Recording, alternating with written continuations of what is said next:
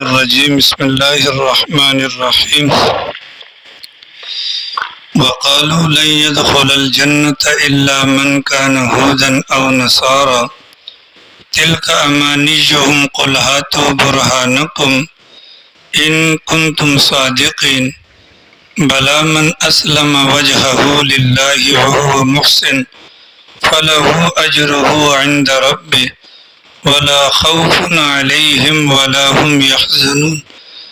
سورۃ البقرہ مدینہ منورہ کے اندر نازل ہونے والی اس مبارک سورت کی آیت نمبر 111 اور آیت نمبر 112 کی تلاوت آپ حضرات کے سامنے کی گئی۔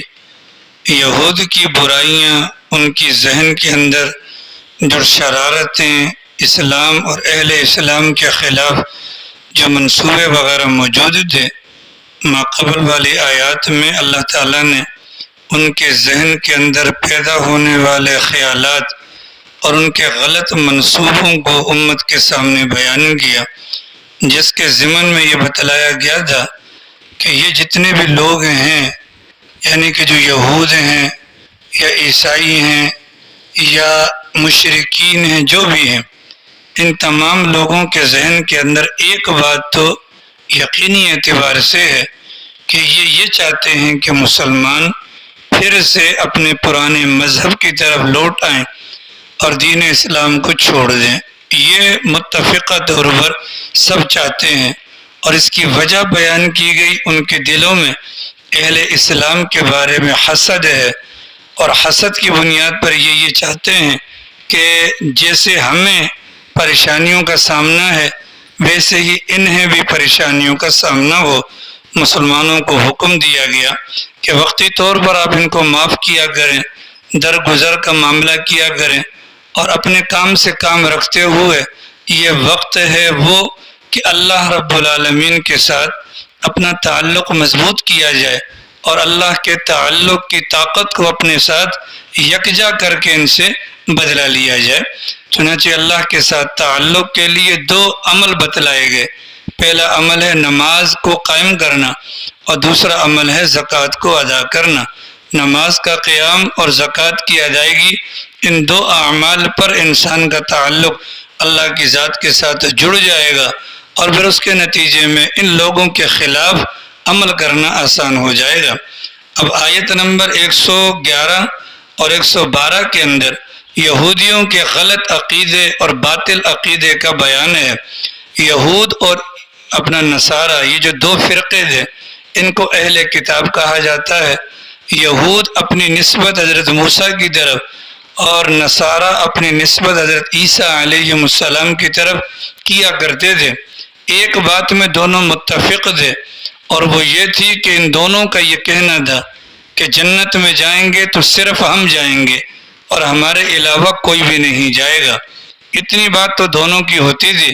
پھر آگے چل کر اختلاف اس بات میں ہوتا تھا کہ یہودی کہا کرتے تھے کہ جنت میں جائیں گے تو صرف ہم، یعنی عیسائی بھی نہیں جائیں گے، اور عیسائی یہ کہا کرتے تھے کہ جنت میں جائیں گے تو ہم، یعنی کہ یہودی بھی نہیں جائیں گے۔ اب یہود و نصارہ کا یہ جو دعویٰ ہے، یہ دعویٰ باطل ہے، غلط ہے، اور اس باطل دعوے کی تردید کے اندر قرآن کریم کے اندر مختلف مقامات پر اللہ رب العالمین نے اس کی وضاحت بھی فرمائی ہے۔ ایک یہودی ہے، یہودیوں کو یہودی کہنے کی کیا وجہ؟ یہودیوں کو یہودی بھی کہا جاتا ہے، اور یہودیوں کو بنی اسرائیلی بھی کہا جاتا ہے۔ تو یہودیوں کو یہودی کہنے کی وجہ کتابوں کے اندر جو بیان کی جاتی ہے وہ یہ ہے کہ حضرت یعقوب علیہ السلام کے سب سے بڑے بیٹے کا نام یہودا تھا، تو وہاں سے ان کا نام بھی یہودی پڑ گیا۔ اور ان کو بنی اسرائیل کہنے کی وجہ کہ یعقوب علیہ السلام کا لقب تھا اسرائیل، تو جتنے بھی آگے ان کی اولاد ہوئی وہ کہلائی بنی اسرائیل۔ اور موجودہ زمانے کے اندر یہودیوں کو سیہونی کہا جاتا ہے، اور سیہونی کہنے کی وجہ کہ بیت المقدس کے قریب ایک پہاڑ ہے، اور اس پہاڑ کا نام سیہون ہے، اس نسبت سے ان کو بھی سیہونی کہا جاتا ہے۔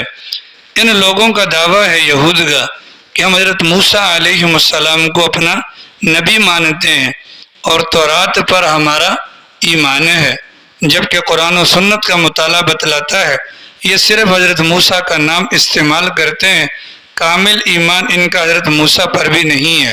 تورات کے متعلق ان کا دعویٰ ہے کہ یہ ہماری کتاب ہے، لیکن وہ دعویٰ برائے دعویٰ ہے، کامل اعتبار سے اس کتاب پر بھی ان کا عمل نہیں ہے۔ چنانچہ جب عمل نہیں ہے اس کی وجہ سے پھر یہ اپنے دعوے کے اندر غلط ثابت ہوئے، اور ان کے دلوں کے اندر جو خواہشات پیدا ہوتی تھیں ان کو اپنے عقیدے کا رنگ دے کر ان کے بڑے اپنے چھوٹوں کو بیان کیا کرتے تھے۔ چنانچہ انہوں نے کہا کہ نحن ابناء اللہ و احباؤہ، اپنے متعلق کہا کہ ہم تو اللہ کے محبوب ہیں اور اللہ کے بیٹوں کے بیٹے ہیں، مطلب حضرت عزیر کو اللہ کا بیٹا قرار دیا اور اپنے آپ کو ان کا بیٹا قرار دے کر کہا گویا کہ معاذ اللہ ہم اللہ میاں کے پوتے ہوئے، تو اللہ میاں ہمیں کبھی بھی جہنم میں نہیں ڈالیں گے۔ یہ بھی ان کا دعویٰ تھا، اور ان کا دوسرا دعویٰ یہ بھی تھا کہ جو یہودی ہوگا وہ اولاً تو جہنم میں جائے گا نہیں، اور اگر جائے گا بھی تو خالی اتنے دن اس کو سزا کا سامنا ہوگا جتنے دن ہمارے بڑوں نے بچڑے کی پوجا کی تھی، یعنی وہ 40 دن جو بنتے ہیں، گویا کہ ہم صرف 40 دن کے لیے جائیں گے اور اس کے بعد ان کو وہاں سے نکال لیا جائے گا۔ یہ ان کے باطل عقائد تھے، انہی عقائد کی روشنی میں یہ کہا کرتے تھے کہ جنت میں جائیں گے تو خالی ہم جائیں گے۔ دوسری طرف نصارہ ہیں، نصارہ کو نصارہ بھی کہا جاتا ہے اور نصارہ کو اپنا عیسائی بھی کہا جاتا ہے۔ نصارہ کو نصارہ کہنے کی وجہ حضرت عیسیٰ علیہ السلام جس محلے کے اندر رہا کرتے تھے اس محلے کا نام ناصرہ تھا، تو ناصرہ کے محلے کے اندر حضرت عیسیٰ کی موجودگی، پھر ان پر ایمان لانے والوں کو نصارہ کہا گیا، اور بعض جگہوں پر اس کی علت یا وجہ یہ بیان کی گئی ہے۔ ایک مجمع میں حضرت عیسیٰ نے کہا تھا من انصاری اللہ، 28ویں سپارے کی سورۃ الصف کے اندر یہ مضمون موجود ہے کہ وہاں پر حضرت عیسیٰ نے کہا من انصاری اللہ، اللہ کے دین کے سلسلے میں کون میرا مددگار ہوگا؟ قال الحواریون نحن انصار اللہ، تو حضرت عیسیٰ پر ایمان لانے والوں کو حضرت عیسیٰ کے حواری کہا جاتا تھا، جیسے ہمارے نبی پر ایمان لانے والوں کو نبی کا صحابی کہا جاتا تھا۔ تو ان حواریوں نے کہا تھا نحن انصار اللہ، کہ ہم اللہ کے دین کی مدد کریں گے، تو لفظ انصار سے نصارہ کا لفظ ان کا لقب بن گیا اور ان کو نصارہ کہا جاتا ہے۔ اور ان کو عیسائی کہنے کی وجہ کہ حضرت عیسیٰ علیہ السلام کو اپنا نبی مانتے تھے، بلکہ دعویٰ کرتے تھے حضرت عیسیٰ کے ساتھ نبوت کا کہ وہ ہمارے بڑے ہیں، لیکن جس انداز سے یہودیوں کے عقائد کے اندر خرابی آئی، ان کے بھی عقائد کے اندر خرابی آئی۔ حضرت عیسیٰ علیہ السلام کے متعلق ان کے نظریات چینج ہو گئے، چنانچہ ان میں سے بعض نے کہا حضرت عیسیٰ کو عیسیٰ ابن مریم نہ کہو، بلکہ حضرت عیسیٰ کو مسیح ابن اللہ، اللہ کا بیٹا قرار دے دیا۔ بعض نے یہ بھی کہا اللہ کی ذات ہے اور عیسیٰ عیسیٰ ہیں، اور اللہ کی ذات حضرت عیسیٰ کے جسم کے اندر حلول کر گئی ہے، جیسا کہ روح ہوتی ہے نا، روح انسان کے بدن میں، تو عیسیٰ کا جسم ہے اور اندر جو چیز ہے وہ اللہ کی ذات ہے۔ اس طریقے سے بھی انہوں نے کہا۔ کہیں پر انہوں نے کہا کہ بھئی اپنا ان اللہ ثالث ثلاثہ، گویا کہ 3 خداؤں کا دعویٰ کیا، اس میں سے اللہ میاں کا نمبر تیسرا ہے، دوسرے نمبر پر حضرت عیسیٰ کی والدہ کو، اور پہلے نمبر پر حضرت عیسیٰ کو انہوں نے قرار دیا۔ تو اپنے عقیدے کے اندر یہ اس قدر خرابی کے مرتکب ہوئے کہ حضرت عیسیٰ علیہ السلام کو معاذ اللہ انہوں نے خدا قرار دے دیا۔ ان کی مذہبی کتاب تھی انجیل، انجیل اللہ نے اتاری دی، اس انجیل کے انہوں نے ترجمے کیے، جیسے ہماری کتاب الحمدللہ قرآن کریم ہے، اور دنیا کی ہر زبان کے اندر قرآن کریم کے تراجم موجود ہیں، ہر زبان میں قرآن کا ترجمہ مل جاتا ہے، لیکن اس کے باوجود بھی آج تک قرآن کریم کے الفاظ کے اندر چینج نہیں آیا۔ بھلے کسی بھی زبان کے اندر ترجمہ اٹھا کر دیکھ لیں، ترجمہ چینج ہو سکتا ہے، الفاظ چینج نہیں نظر آئیں گے۔ لیکن ان لوگوں نے کیا کیا، عیسائیوں نے حضرت عیسیٰ پر نازل ہونے والی کتاب انجیل کو ترجمے کے ذریعے سے لوگوں کے درمیان پھیلایا۔ حضرت عیسیٰ پر جو انجیل نازل ہوئی تھی وہ زبان تھی سریانی، سین را یا الف نون یا، اور حضرت موسیٰ پر جو تورات اتری تھی وہ زبان تھی اپنا کیا نام اس کا، عبرانی، وہ عبرانی زبان میں تھی، اور یہ سریانی زبان میں دی، تو تورات کا ترجمہ تقریباً نہیں کیا گیا، وہ اپنی اصلی حالت میں ہی رہی۔ اس کے اندر یہودیوں نے یہ خناسیت کی کہ جو بات ان کے مزاج کے خلاف ہوتی اس کو مٹا دیتے، اور جو اپنے مطلب کی ہوتی اس کو داخل کر دیتے۔ وہاں انہوں نے اپنی کتاب کے ساتھ یہ کیا، اور عیسائیوں نے یہ کیا، وہ جو انجیل تھی اس کے تراجم کیے اور پوری دنیا کے اندر پھیلا دیے۔ چنانچہ پھیلانے کا نقصان کیا ہوا؟ انہوں نے ترجمے کے اندر یہ طریقہ کار اختیار کیا کہ اصل عبارت جو اللہ کی طرف سے آئی تھی اس عبارت کو بھی مٹا دیا، اس عبارت کو مٹا دیا۔ اس کا نتیجہ کیا ہوا کہ جب اصل عبارت مٹ گئی تو جس وقت یہ انجیل کی کتاب نازل ہوئی تھی اس زمانے کے لوگ جب ختم ہو گئے اصل عبارت بھی دماغ سے نکل گئی۔ نتیجتاً بعد میں ہر ایک نے جو ہے اپنے اپنے طور پر انجیل لکھنا شروع کی، اور پوری دنیا کے اندر 120 قسم کی انجیلیں یا اس کے نسخے وغیرہ تقسیم کیے گئے۔ ان 120 میں سے 5 تقریباً زیادہ مشہور بھی ہیں اور موجودہ زمانے کے اندر بھی ملتے ہیں۔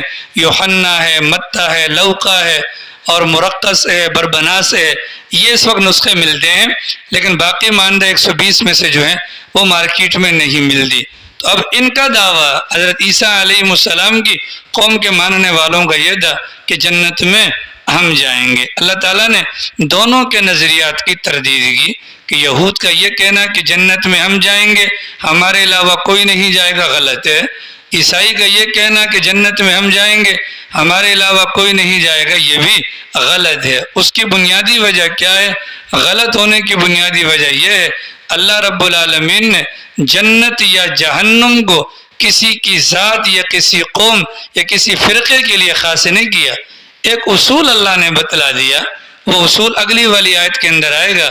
جو اپنے آپ کو رب کے سامنے جھکائے گا اور اللہ کی ذات کے لیے، اللہ کی رضا کے لیے اعمال کرے گا، وہ جنت کا والی اور وارث کہلائے گا، بھلے وہ کسی بھی قوم میں سے ہو۔ اور اگر ایسا نہیں ہوگا تو وہ بندہ جنت میں نہیں جا سکتا۔ اس کو حضرت مولانا اشرف علی صاحب تھانوی رحمہ اللہ نے اس انداز سے بیان فرمایا۔ ایک ہوتا ہے اکساب، یعنی کہ عمل کرنا، عمل کرنے کے لیے بھاگ دوڑ کرنا یا اعمال کو کمانا، اور ایک ہوتا ہے انساب۔ انساب کا مطلب نسب، بڑا خاندان۔ تو یہودیوں کا یہ کہنا، اگر ان کی بات کو مان بھی لیا جائے کہ وہ اللہ کے محبوب ہیں، ٹھیک ہے، یا وہ اللہ کے نبیوں کی اولادیں ہیں، یا معاذ اللہ جو غلط ان کے نظریات ہیں، مان بھی لیا جائے تو شریعت کا مزاج ہمیں بتلاتا ہے اصل ہے اکساب، یعنی بھاگ دوڑ کے عمل کو کمانا، نہ کہ انساب کہ باپ داداؤں کے کارناموں پر فخر کرنا اور ان چیزوں کو اپنی نجات کا سبب بتلانا۔ کسی جگہ مجمع لگا ہوا تھا، کسی جگہ مجمع لگا ہوا تھا، کسی جگہ مجمع لگا ہوا تھا، اور مجمع کے اندر یہ سوال اٹھا جنت میں کون جائے گا؟ کسی جگہ مجمع لگا ہوا تھا کہ مجمع کے اندر یہ سوال اٹھا جنت میں کون جائے گا؟ یہودیوں نے کہا کہ ہم جائیں گے، دلائل کے انبار لگا دیے۔ عیسائیوں نے کہا ہم جائیں گے، دلائل کے انبار لگا دیے۔ اور پیچھے سے ہمارے کسی مسلمان کی باری آ گئی، اس نے کھڑے ہو کر کہا مجمع سارا مخلوط تھا، یہودی بھی ہیں، عیسائی بھی ہیں، اور اس کے اندر مسلم بھی ہیں۔ تو مسلمان نے کہا کہ بھیا بات یہ ہے، اگر یہودی جنت میں جائیں گے تو ہم مسلمان بھی ان کے ساتھ جائیں گے۔ اس کی وجہ یہ ہے کہ یہودی اگر جائیں گے تو تورات پر عمل اور حضرت موسیٰ کو ماننے کی وجہ سے جائیں گے، اور ہم بھی حضرت موسیٰ کو اللہ کا برگزیدہ پیغمبر اور تورات کو اللہ کی طرف سے نازل شدہ کتاب مانتے ہیں، تو جیسے ان کا ایمان ان پر اور یہ جنت میں، تو ہم بھی ان پر ایمان رکھتے ہیں، اس وجہ سے ان کے ساتھ ہم بھی جنت میں جائیں گے۔ اگر عیسائی جنت میں جائیں گے تو مسلمان بھی جنت میں جائیں گے، اس لیے کہ عیسائی حضرت عیسیٰ کو اور مذہبی کتاب انجیل کو مانتے ہیں، تو جیسے وہ اس پر ایمان کی وجہ سے جنت میں جائیں گے تو ہم بھی ان دونوں کو مانتے ہیں اور ہم بھی جنت میں جائیں گے۔ اور اگلی بات ہے کڑوی، اگر مسلمان جنت میں جائیں گے تو صرف مسلمان جنت میں جائیں گے، یہودی اور عیسائی جنت میں نہیں جائیں گے، اس لیے کہ یہودی نہ ہماری کتاب کو مانتے ہیں، نہ ہمارے نبی کو مانتے ہیں، عیسائی نہ ہماری کتاب کو مانتے ہیں اور نہ ہی ہمارے نبی کو مانتے ہیں۔ لہذا اگر مسلمان جائیں گے تو خالی جائیں گے، اور اگر یہودی جائیں گے مسلمان پھر بھی جائیں گے، اور اگر عیسائی جائیں گے تو مسلمان پھر بھی جائیں گے۔ قبل میں کسی درس میں آپ کے سامنے غالباً یہ بات گزری ہوگی کہ جب کسی امت کا علم اور عمل کے اعتبار سے رشتہ پیغمبر سے کٹ جاتا ہے، جب کسی امت کا علم اور عمل کے اعتبار سے رشتہ پیغمبر کی ذات سے کٹ جاتا ہے، اس کے دل کے اندر پیدا ہونے والی خواہشات اس کا عقیدہ بن جاتی ہیں۔ جب کسی انسان کا، کسی بھی بندے کا علم اور عمل کے ذریعے سے رشتہ پیغمبر سے کٹ جاتا ہے، اس کے دل کے اندر پیدا ہونے والی تمنائیں، اس کی خواہشات، یہ اس کا عقیدہ بن جاتی ہیں۔ ان لوگوں کا معاملہ بھی یہی ہوا، ان کے دل کے اندر تھا کہ ہم جہنم میں نہیں جائیں گے، ان کے دل میں تھا کہ ہم جنت میں جائیں گے، ان کے دل میں تھا کہ عزیر اللہ کے بیٹے ہیں، ان کے دل میں تھا کہ ہم اللہ کے محبوب ہیں۔ اس بات کو اتنا کہا کہ ان کی رگوں کے اندر یہ بات پیوست ہو گئی، ان کے بڑوں نے اپنے چھوٹوں کو اسی اعتبار سے ہینڈل کرنا شروع کر دیا۔ اللہ فرماتے ہیں وقالو، یہود اور نصارہ کا یہ کہنا، لن يدخل الجنت الا من كان هودا، نہیں داخل ہوگا جنت میں مگر وہ جو یہودی ہوگا، او نصارہ، یا وہ جو عیسائی ہوگا، تلک امانیہم، اللہ فرماتے یہ ان کی آرزویں ہیں، یا یہ ان کی باطل آرزویں ہیں، ان کی آرزوؤں کا آدمی کچھ نہیں کر سکتا۔ ٹھیک ہے، شیخ چلی تھے، وہ کیا تھے؟ شیخ چلی تھے، بندہ تھا ہماری طرح کا بندہ تھا، لمبی سوچتا تھا، بیٹھے بیٹھے خیال آیا اور کہتا ہے کہ کل صبح جاؤں گا بازار میں جانے کے بعد میں کروں گا مزدوری، شام کو ملیں گے مجھے مثال کے طور پر 100 روپیہ، وہ 100 روپے کے میں لے کر آؤں گا مرغیاں لے کر آؤں گا، مرغیاں دیں گی انڈے ہو جانے کے بعد ان سے نکلیں گے بچے، تو پہلے جو 4 مرغیاں تھیں اب وہ بچے ہونے کے بعد ہو جائیں گے زیادہ، پھر وہ بچے دیں گے، کرتے کرتے میرا بڑا سا فارم بن جائے گا، میرے پاس پیسہ آئے گا، بڑا گھر بناؤں گا، بڑا گھر بنانے کے بعد شادی کروں گا، شادی کے بعد میرا بچہ ہوگا، اور ایک دن بچہ جو ہے میرے کندھے پر بیٹھا ہوگا۔ یہ خیالات کب بنا رہا تھا وہ؟ جب وہ مارکیٹ کے اندر گیا تھا اور اس نے کنستر اٹھایا تھا گھی کا، گھر پر پہنچانا تھا، یہ راستے میں خیال نہ کہ 100 روپے ملے گا اس پر، وہ خیالات بنا رہا تھا کہ پھر وقت آئے گا کہ میرا بچہ میرے کندھے پر سوار ہوگا اور مجھے کہے گا ابا 10 روپے دے، اور میں کہوں گا نہیں دیتا، تو جو نہیں کہا نا تو کنستر نیچے گر گیا، تو مالک نے اس کو مارا، تو اس نے کہا کہ ظالم نقصان کر دیا، اس نے کہا میری تمہارے تو ایک کنستر کا نقصان ہوا ہے اور میری تو پوری کی پوری زندگی برباد ہو گئی۔ ٹھیک ہے، اسی طریقے سے یہودی بھی ہیں اور عیسائی بھی ہیں، لمبی ان کی آرزویں ہیں۔ قل، اے پیغمبر آپ ان سے فرمائیے، ہاتو برہانکم، لاؤ تمہارے پاس کوئی سند ہے اس بات کی، تمہارے پاس کوئی سند ہے اس بات کی کہ جو دعویٰ تم کر رہے ہو کہ ہم جہنم میں اولاً جائیں گے نہیں اور چلے بھی گئے تو چند دنوں کے لیے، ان کنتم صادقین، اگر تم اپنے دعوے میں سچے ہو تو لاؤ کوئی سند، اللہ نے کسی نبی کو وحی کے ذریعے سے یہ بات بتلائی ہے یا تمہیں اللہ نے کوئی پروانہ جاری کیا ہے؟ لاؤ بلا، اللہ فرماتے کیوں نہیں جائے گا، مطلب تمہارا دعویٰ غلط ہے کہ صرف یہودی جائے گا، کہ صرف کیوں نہیں جائے گا کوئی اور؟ من اسلم، وہ جائے گا جو اللہ کے سامنے مطیع ہو گیا، فرما بردار ہو گیا، وجہہ للہ، کہ اس نے اپنے چہرے کو اللہ کے لیے جھکا دیا۔ نام چہرے کا لیا لیکن مراد اس سے ذات ہے، مراد اس سے کیا ہے؟ ذات ہے، گویا کہ وہ مکمل طور پر یکسوئی کے ساتھ اس نے اپنے آپ کو اللہ کا فرما بردار بنا لیا، اللہ کا کیا کر دیا؟ فرما بردار بنا لی، تو وہ کہاں جائے گا؟ وہ جنت میں جائے گا، بھلے وہ کسی بھی قوم سے ہو، بھلے وہ کسی بھی نسل سے ہو۔ وَهُوَ مُحْسِنٌ، اور دوسرا کام یہ کہ وہ نیکیاں کرنے والا ہو، وہ کیا ہو؟ نیکیاں کرنے والا ہو، وہ کیا ہو؟ نیکیاں کرنے والا ہو تو جنت میں جائے گا۔ اب دیکھو جنت کا مالک کون ہے؟ اللہ ہے، اور جہنم کا مالک کون ہے؟ اللہ ہے۔ میں اور آپ چاہتے ہیں کہ یار خالی ہم چلے جائیں باقی کوئی نہ جائے، تو یاد رکھو کہ ساری دنیا بھی چلی جائے نا تب بھی جنت نے بھرنا نہیں ہے۔ حدیث مبارکہ کے اندر آتا ہے اللہ رب العالمین جنتیوں کو جنت میں ڈالنے کے بعد بھی دیکھیں گے جگہ خالی ہوگی، اللہ نئی مخلوق کو پیدا کریں گے اور اس کے ذریعے سے جنت کو بھریں گے. ٹھیک ہے، تو وہ جنت تو ویسے بھی نہیں بھرنی، تو کیا یہ اچھا ہو کہ ہم اللہ سے یہ دعا کریں ہر مسلمان کے بارے میں اللہ تعالی ہم سب کو جنت نصیب فرمائے. ٹھیک ہے، یہودیوں کے بارے میں دعا کریں، عیسائیوں کے بارے میں دعا کریں اللہ ان کو ہدایت نصیب فرمائے، اللہ ان کو ہدایت نصیب فرمائے. ٹھیک ہے، ہدایت کی دعا کریں کیونکہ ہیں تو نبی کی امتی نا، ہم بھی نبی کی امتی ہیں، اور اس ٹائم کا آپ کا جو ڈونلڈ ٹرمپ ہے یا دوسرے تیسرے وہ بھی ہمارے نبی کی امتی ہیں. فرق یہ ہے وہ امت دعوت ہے اور ہم امت اجابت ہیں. پیغمبر کی طرف سے جو دعوت آئی اللہ نے ہم سے قبول کروا لی، وہ امت دعوت ہے، وہ ابھی تک باقی ہے. تو 7 ارب کی آبادی ہے، 7 ارب کی آبادی کے حق میں اگر ہم دعا کریں گے اس کا فائدہ کیا ہوگا؟ وہ ایمان لائیں یا نہ لائیں، ہماری نیک نیتی پر فرشتہ ہمارے لیے بھی دعا کرے گا اللہ تجھے بھی جنت میں داخل کرے. ٹھیک ہے، 7 مواقع ایسے ہیں کہ جن مواقع پر فرشتے ابن آدم کے لیے دعا کرتے ہیں. ان میں سے ایک موقع وہ بھی ہے کہ جب کوئی اپنے کسی غیب بھائی کے لیے دعا کرتا ہے، ایک فرشتہ اس کے پیچھے کھڑا ہوتا ہے اور وہ کہتا ہے وَلَا كَمِثْلُ، اللہ تیرے ساتھ بھی ویسا کرے. تو اگر ہم کہتے ہیں خدا 7 ارب کی آبادی کو اسلام کی دولت نصیب کر دے، فرشتہ کہے گا اللہ تجھے بھی اسلام کی دولت نصیب کر دے. اگر ہم کہتے ہیں خدایا یہ نبی کی امت ہے اس کو ہدایت دے، فرشتہ ہمارے لیے دعا کرے گا. ٹھیک ہے، تم جنت یا جہنم کے بارے میں تنگ دلی کا مظاہرہ نہ کیا کریں. ٹھیک ہے، اب دیکھو 4 امام ہیں، کون کون سے ہیں؟ مالکی اپنا حنفی ہیں، شافعی ہیں، مالکی ہیں، حنبلی ہیں. 4 ہو گئے. یہ چاروں امام بھی جنت میں جائیں گے اور ان کے پیچھے چلنے والے بھی جنت میں جائیں گے. ٹھیک ہے، اب ایک ہی صف کے اندر چاروں ائمہ کے ماننے والے اگر کھڑے ہو جائیں ہم ٹھونگے مارنا شروع کر دیتے ہیں دوسرے کو.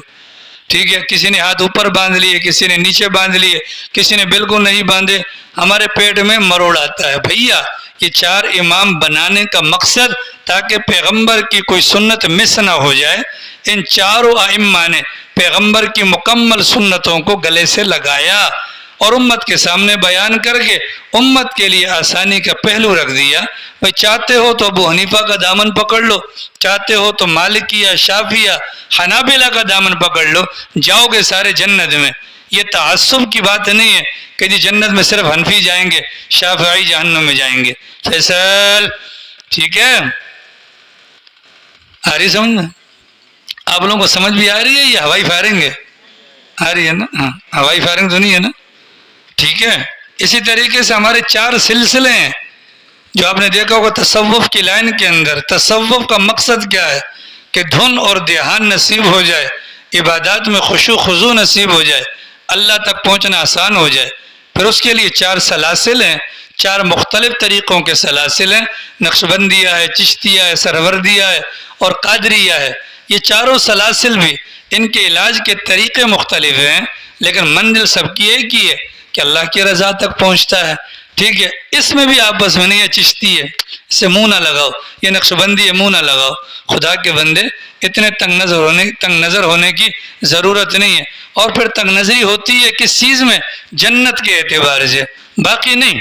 اب ایک مریض ہے اور 4 نہیں 100 ڈاکٹر اس کے مرض کے حوالے سے اپنی اپنی رائے دیتے ہیں. ٹھیک ہے، وہاں پر کوئی بھی اختلاف نہیں کرے گا. کیا کہتے ہیں ڈاکٹر صاحب کی اپنی رائے ہے یار یہ بھی ہو یہ بھی. لیکن جہاں پر آ گئے تو کیا کہتے ہیں یار پوری دنیا حنفی بن جائے. بھائی کیوں بن جائے؟ ہاں، پوری دنیا شافعی کیوں بن جائے؟ بھائی کیوں بن جائے؟ آپ یہ چاہتے ہیں کہ ایک باغ کے اندر سارے ہی گلاب کے پھول ہو تو خاک مزہ آئے گا؟ باغ کے اندر رنگ برنگے پھول ہوتے تو مزہ آتے چندہ. ٹھیک ہے، اللہ چاہتا، اللہ کو عرب سے محبت ہے. دیکھو اللہ کو عرب سے محبت ہے. سرکار نے فرمایا عربی سے محبت کرو. کیوں؟ میں خود بھی ہوں، قرآن بھی اور جنت کی زبان بھی ہے. تو وہ ایک اللہ کو پسند ہے نا. اللہ چاہتے پیغمبر کے بعد پیغمبر کی ساری امت کو عربی دان بنا دیتا. ٹھیک ہے، سارے عربی بن جاتے. اللہ کے لیے کوئی مشکل تھا؟ نہیں تھا نا. لیکن اس کے باوجود اللہ رب العالمین نے کتنی زبانیں رکھی، کتنے قبائل رکھے. یہ دنیا کی خوبصورتی ہے. یہ دنیا کی کیا ہے؟ خوبصورتی ہے. اس خوبصورتی کو خوبصورتی سمجھا کریں، یہ سب اللہ کی طرف سے ہے. یہ سب کس کی طرف سے؟ اللہ کی طرف سے. تو کوئی مالکی ہے، شافعی ہے، گھبرائے نہیں. ٹھیک ہے، کوئی بنگالی ہے، کوئی پٹھان ہے، گھبرائے نہیں. ذات پات، قوم، قبیلہ، فرقہ کوئی معنی نہیں رکھتا. اللہ نے فرمایا من اسلم وجہہ للہ.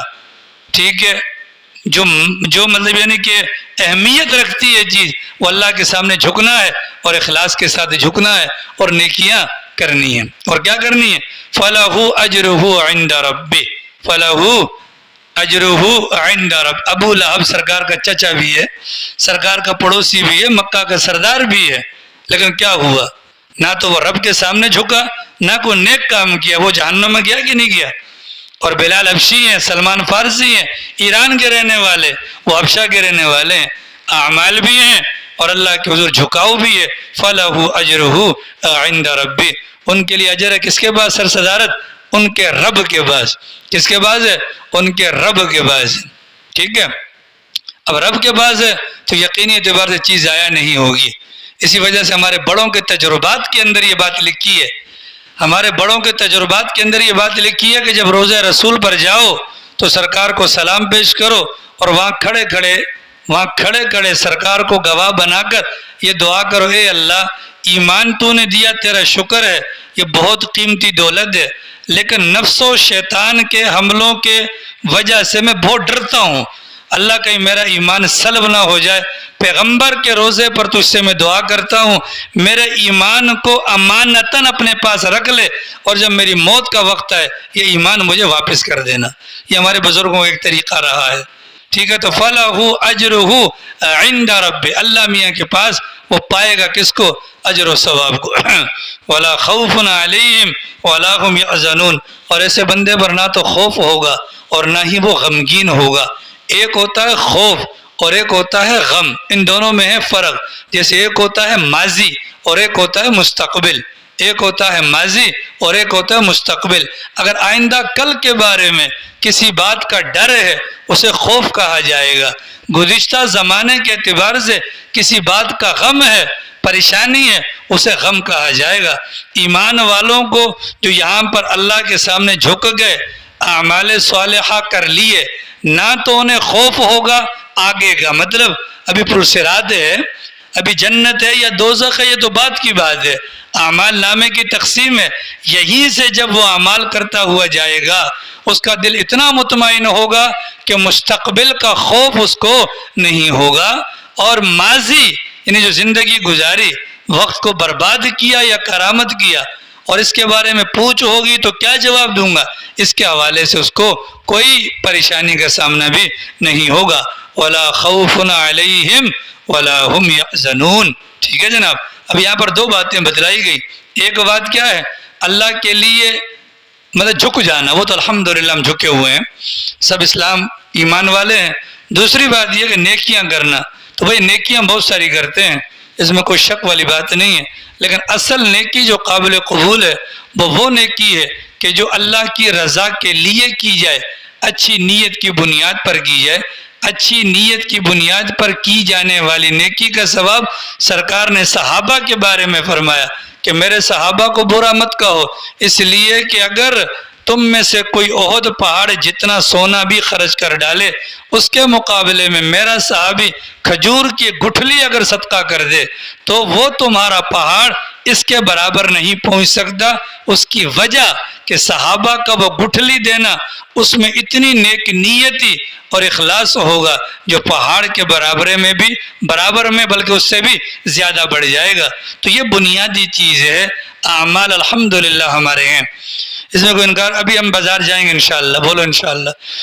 تم دعا پڑھیں گے لا الہ الا اللہ وحدہ لا شریک لہ احدا صمدا لم یلد ولم یولد ولم یکن لہ کفوا احد. 20 لاکھ نیکیاں مل جائیں گی. ٹھیک ہے، اگر نیک نیتی کے ساتھ یہ عمل کیا اللہ اسے قبول کر لے گا اور پھر مرنے کے بعد کام آ جائیں گے. اس طرح کے دیگر اعمال بھی ہیں. اللہ تعالیٰ ہم سب کو توفیق عمل نصیب فرمائے. باقی انشاءاللہ کل بیان کریں.